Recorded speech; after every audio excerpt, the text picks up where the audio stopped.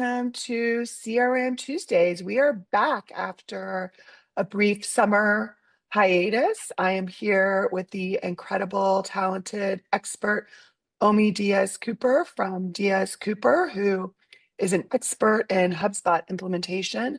And I am Wendy Lieber from Content Bacon. And the purpose of CRM Tuesdays is for us to combine some of the technical aspects of a CRM, which can be quite overwhelming, with the content, the execution, so that companies, users can really get the benefits of leveraging their CRM and finding the gold. So welcome, Omi.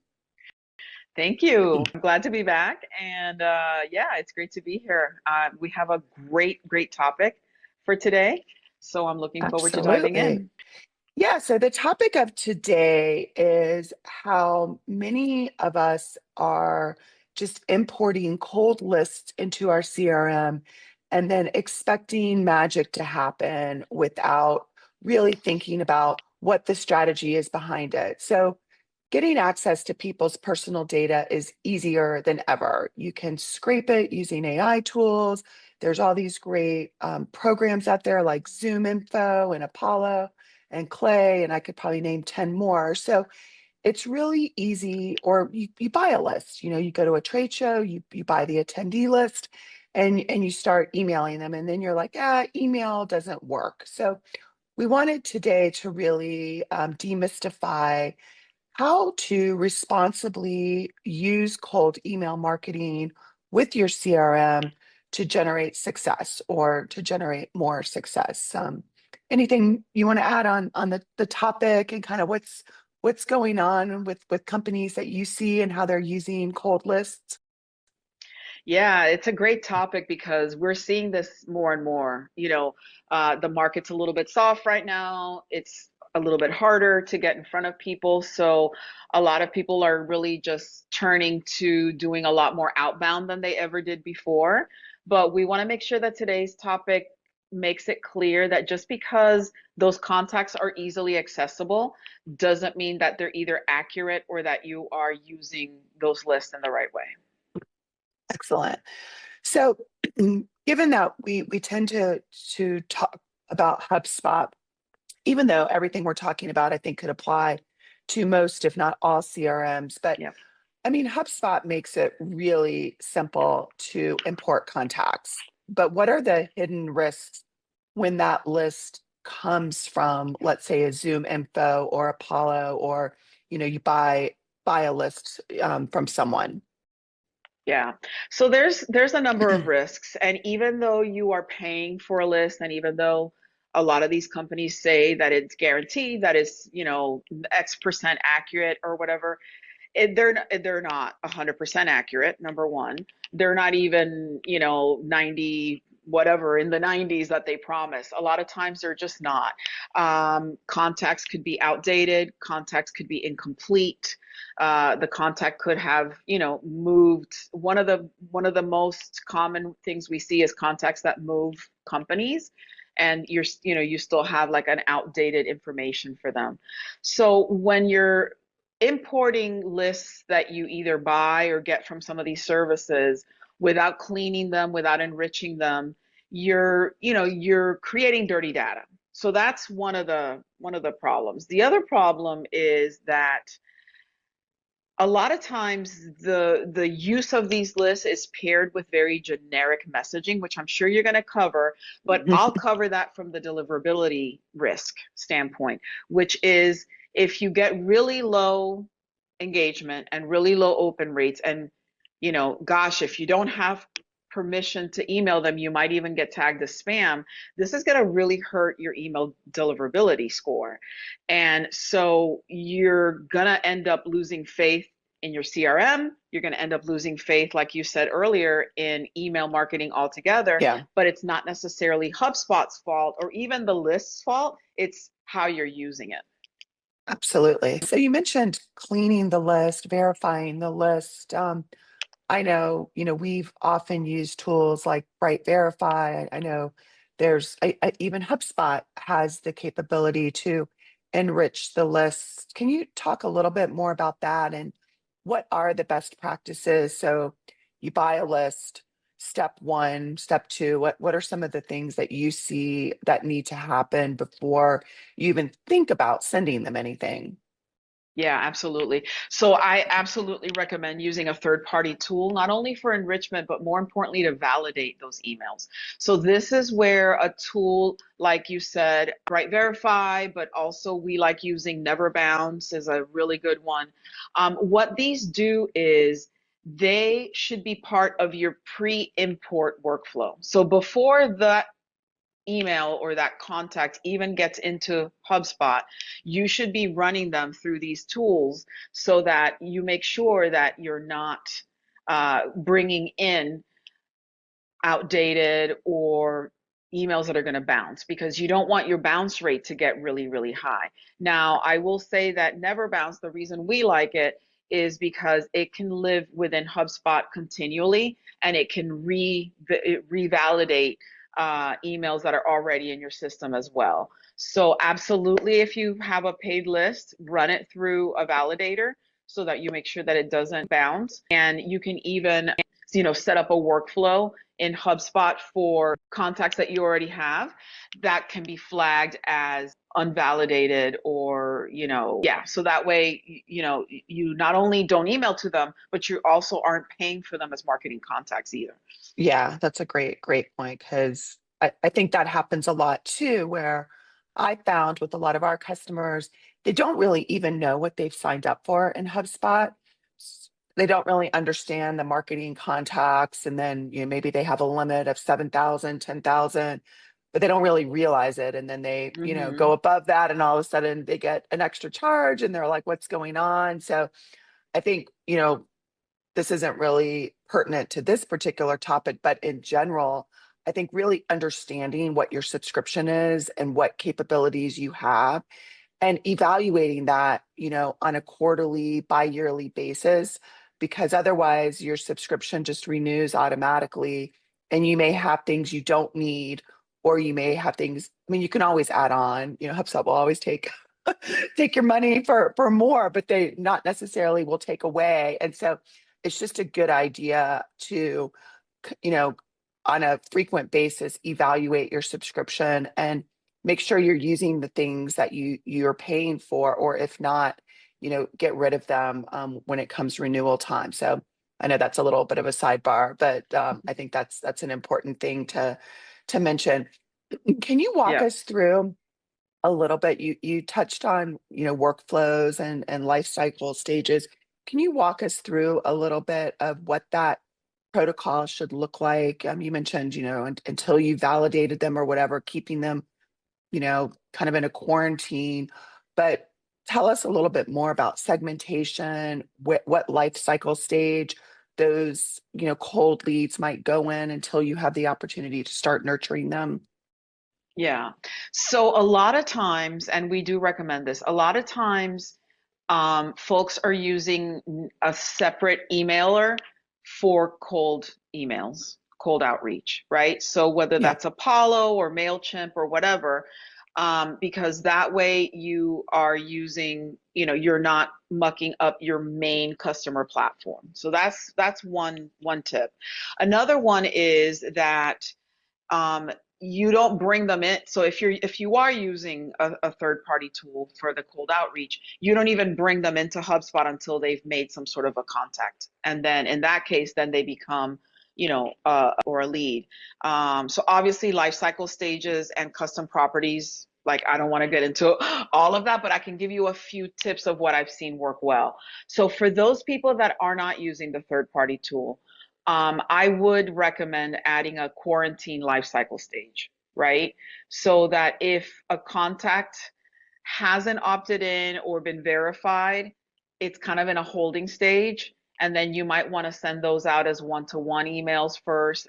I know that, that's the reason why people use other tools, Mm. but you want to be very cautious with how you use that. And the reason is because a lot of people, we are seeing people get flagged as spam more than Yeah. normal. I like to use that quarantine life cycle stage for that cautious, where you maybe send a sequence instead of marketing emails. You also want to make sure that If your company's really strict about it, you could have a custom property like verification status so that every email is verified or not verified. Mm, And then you can create a workflow, to create lists from your verified emails, and then you're safely able to send to those. Then again, really the easiest way to use this is having an automatic tool yeah. like you mentioned, Bright Verify or Never Bounce, that just automatically enrolls the quarantine contacts into a validation, process, right? It's also really important that you deduplicate your contacts on a Yeah. regular basis because you may be bringing in someone that's already there. If you're buying a list, I like to recommend that if you trust your list vendor, that you send them, either you send them your contacts that you want to make sure, because you don't want to pay for the contacts again, right? That's a Or great point. yeah, so that they can dedupe them before you purchase the ones. You'd be surprised. I've had clients do that and save, you know, 10, 15,000 Wow. contacts that they already had that they were about to pay for from their third party source. So we want to make sure that we're not bringing in duplicates. And then once a contact meets all the quality criteria, you still are faced with the fact that you probably get about a 2% Yeah. response rate at best. So, is that worth it? If the list Yeah. is really expensive, it's definitely not worth it if you're not, sending the right messaging and having some sort of a rev op strategy behind how you're using the list. Yeah, I think what I hear in that and what I see so often is, companies just wanting those quick results and not having the patience to realize that if you are doing cold email marketing, it's going to take time and it will work over time if you use best practices and we'll get into a little bit more with content if you're providing value, but it's not going to be overnight. It's not going to be, oh, let me buy this list. I'll do a 5-part email sequence and boom, I'm going to get sales that make my fourth quarter. And I think that's sometimes the mentality because it is quite alluring to look at these lists and see, the company, the job title, the exact person. You're like, that's my person. That's my, my buyer. Like, that's them. Like, I'm sure if I just send them this email, they're going to want to talk to me. And that's just not the way it is. It takes time. Yeah.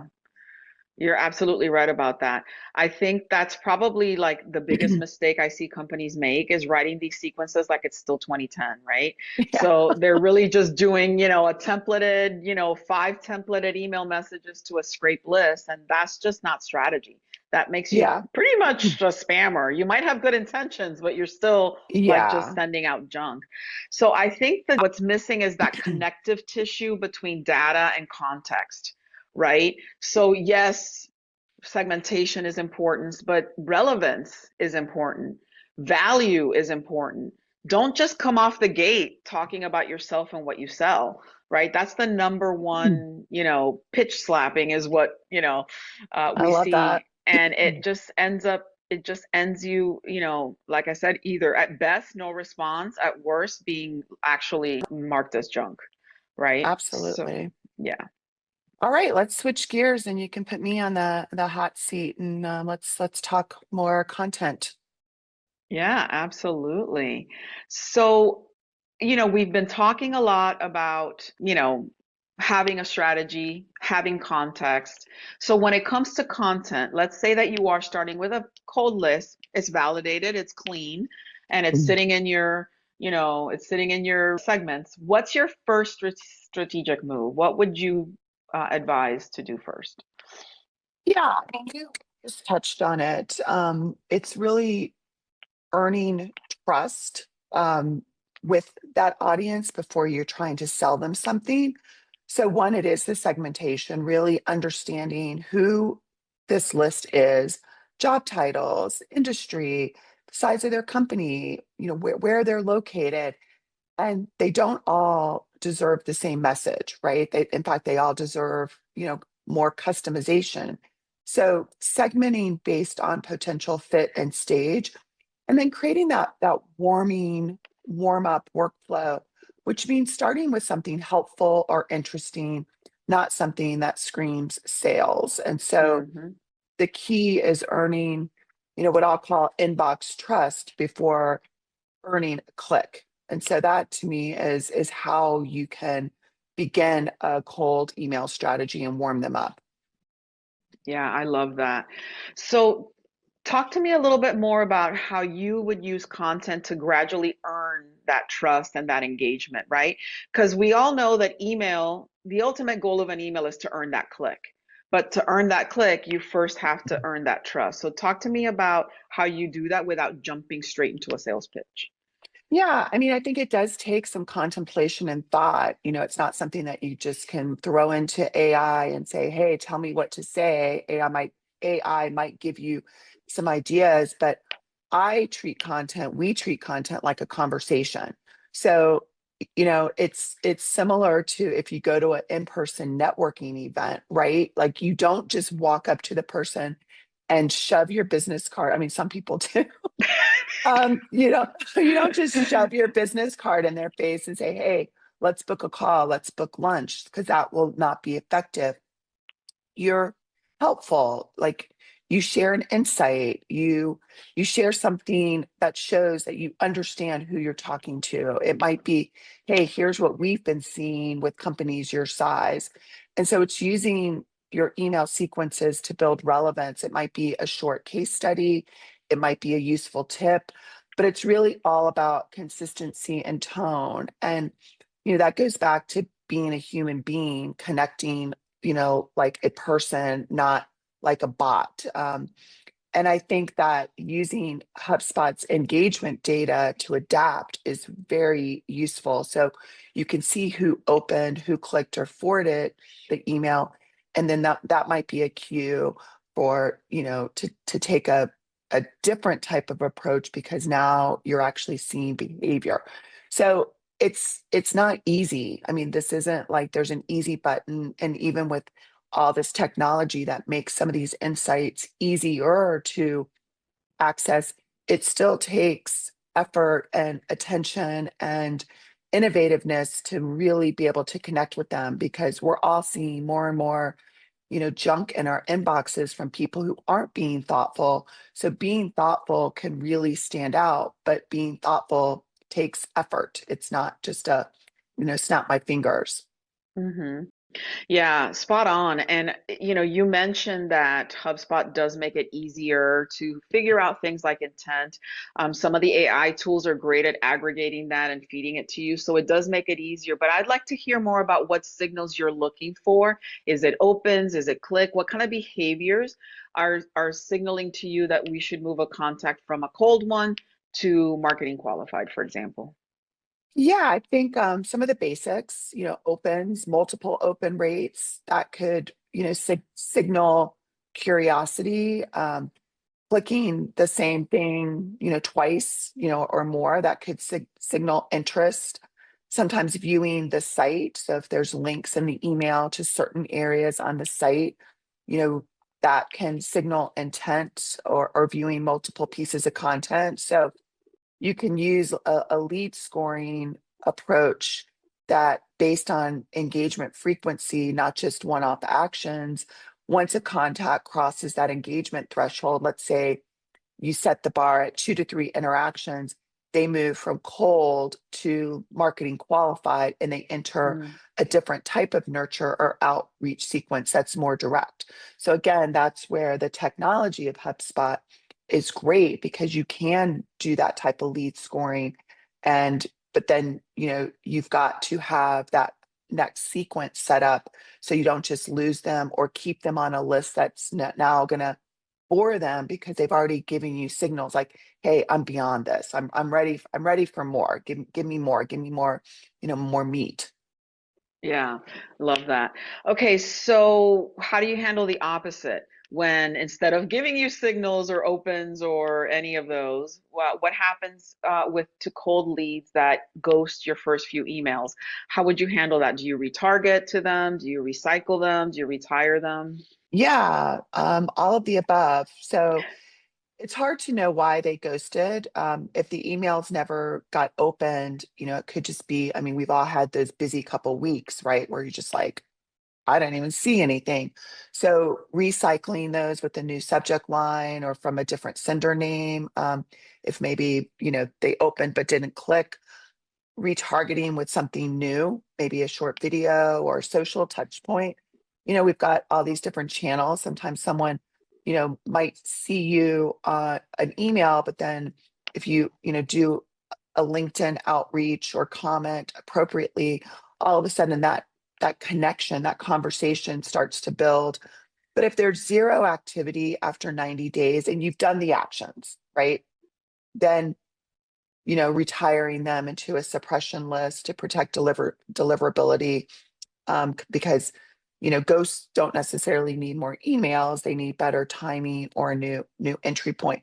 I will say though, it is important that you don't just retire them if you haven't done the activity, and that's what I see a lot is a lot of companies will, have these emails into suppression lists, but then when queried on, well, what did you do? What were your actions? It was kind of like nothing. And so I think that's also where there's typically a lot of gold in your database because you just haven't done these things correctly. So Hmm.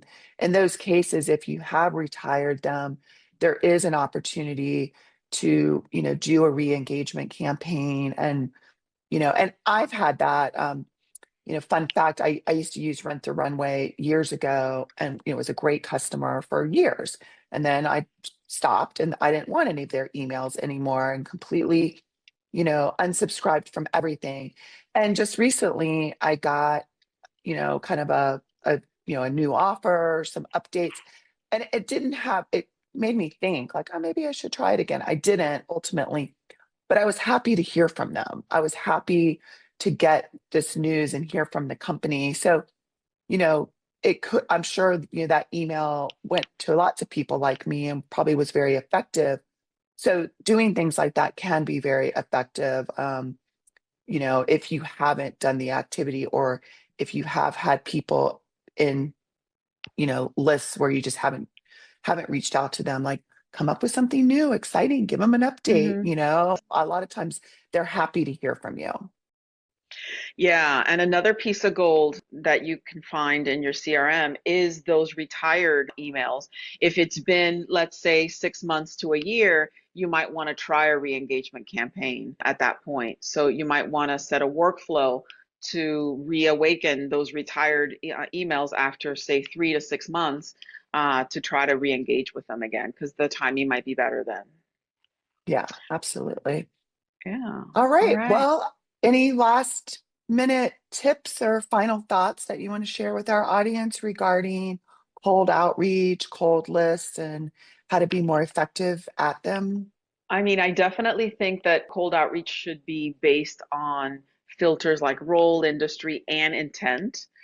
That's a really smart way to build your segments. A couple of other tips would be make sure that you have delays, that you're not bombarding them every other day. Especially B2B, if it's a serious topic, you want to give busy executives at least 3 days before you hit them with Yeah. the next one. Sometimes we recommend a little bit longer, especially if you have a very long sales cycle. So delays and timing it right is very crucial to the success of these types of outreach. Yeah, I think building a playbook internally. So because, companies, we filter through, people get promoted, people go on maternity leave, people, have new opportunities. Building a playbook for how you approach cold lists, cold emails so that there's a reference point, I think is extremely important so that you don't do all this great work and then it gets, lost because all of a sudden you have new players. So I'm a big fan on, playbooks for everything. I think they truly help companies scale and build on best practices versus always, recreating from scratch. So that would be the other thing I would say is use this conversation to build a playbook for your own organization on how you're going to treat cold leads, cold lists, and if that's part of your marketing strategy, and have some patience. I think that's the other thing, is that it's great when, marketing works overnight. Sometimes it does. Sometimes we get lucky. I'd rather be lucky Yep. than smart, but a lot of times, mostly it's consistency, and that's what builds momentum. So be patient and stick to something long enough so that it can work, and so you're not just starting all these different things but never seeing results because you just aren't sticking with it long enough, like anything in life, right? Like we all want to lose Hmm. weight like overnight. Like we know that's not possible. You got to stick with it.